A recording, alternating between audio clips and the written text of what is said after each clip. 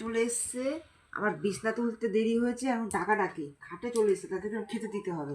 জ্বালাতন করছে দেখো জ্বালাতন না, করছে দেখ আমাকে।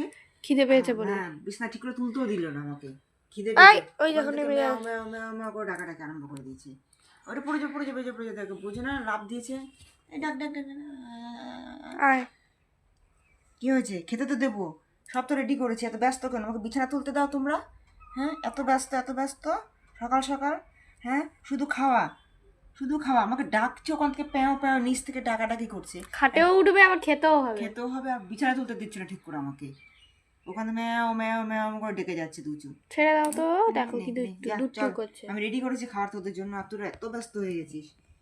এই দেখো কি খেলছে, দেখো। ওরে বাবা রে, দিদির গায়ে গিয়ে পড়ছে। না, দেখো, চিনি, এটা হচ্ছে চিনি, আর এটা হচ্ছে আমার জিনি, ঠিক আছে? দুটো নাম, চিনি আর জিনি, দুটো এত খাওয়ার জন্য ব্যস্ত হয়ে গেছে আমার দুটোই সোনা। কিন্তু মেয়ে বিড়াল। দুটোই নেবে, এত দেখো ডাকছে খাবে বলে, আর কিচ্ছু না, খেতে দিলে চুপ হয়ে যাবে। চলো, তোমাদের খাওয়া রেডি করেছি।